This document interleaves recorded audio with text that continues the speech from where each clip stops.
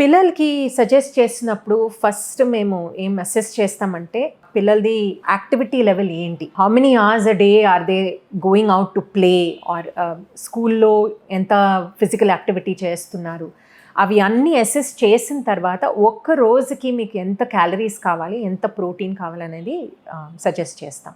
So ఈ కాలంలో ఎక్కువ ఏం చూస్తున్నామంటే పిల్లలు ఎక్కువ వీడియో గేమ్స్ కానీ కూర్చొని ఆడుకునే గేమ్స్ ఎక్కువ చేస్తున్నారు అండ్ బయటకు వెళ్ళే గేమ్స్ కొంచెం తగ్గిస్తున్నారు. సో అలాంటి పిల్లలకి యూజువల్గా మేము కొంచెం కార్బోహైడ్రేట్, ప్రోటీన్, ఫ్యాట్ చిన్న ఏజ్ నుంచి కొంచెం కంట్రోల్ చేయడానికి స్టార్ట్ చేస్తాము and we keep suggesting different ways of increasing the amount of physical activity. Actually చూస్తే చైల్డ్హుడ్ డేస్లో ఎంత తక్కువ రిస్ట్రిక్షన్స్ ఇస్తామో అంత మంచిది, because this is the age to go out, play, be active and eat whatever you like.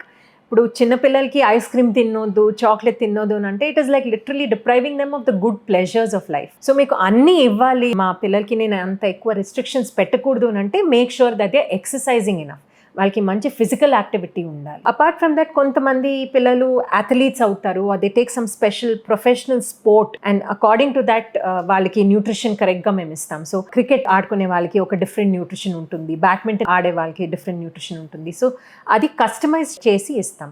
Plus పిల్లలకి after a certain age, say after about 12-13 years తర్వాత ఒక once a year blood test చేసుకొని ఏమైనా deficiencies ఇప్పటి నుంచి crop అవుతున్నాయా లేదా చూసుకొని దానికి కరెక్ట్గా సంబంధించి మీరు ఫుడ్స్ ఇస్తే డెఫిషియన్సీస్ ఇంకా పెరగకుండా ఉంటాయి అన్నమాట.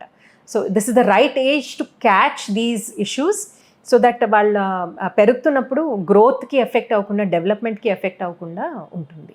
And there are many children who use their mind a lot. ఇప్పుడు ఎక్కువ చదువుకుంటారు, they are sitting most of the time research చేస్తూ ఉంటారు. సో యూనివర్సిటీ ఆర్ కాలేజ్లో ఉన్నప్పుడు ఇలా లాంగ్ అవర్స్ ఆఫ్ వర్క్ ఉంటుంది. సో మైండ్ ఎక్కువ యూజ్ చేసే వాళ్ళకి ఫిజికల్ యాక్టివిటీ తక్కువ ఉంటుంది అనమాట. సో ఇలాంటి వాళ్ళకి బ్రెయిన్కి సంబంధించే foods like good brain health foods ఎక్కువ సజెస్ట్ చేస్తాము. And definitely for children also hydration is equally important. వాళ్ళు మర్చిపోతూ ఉంటారనమాట వాటర్ తాగడానికి. సో అది రిమైండ్ చేస్తూ ఉండాలి. వాటర్ సరిగా తాగకపోతే వేరే like fresh fruit juices rather than packet juices, fresh fruit juices ఇంట్లో చేసిస్తే మంచిది. లేదా బటర్ మిల్క్ అని అలాంటి ఏమైనా బెవరేజెస్ తీసుకుంటే మంచిది. అండ్ జంక్ ఫుడ్ అనేది కంప్లీట్గా అవాయిడ్ చేయడానికి కూడా అవ్వదు, because there is so much of peer pressure.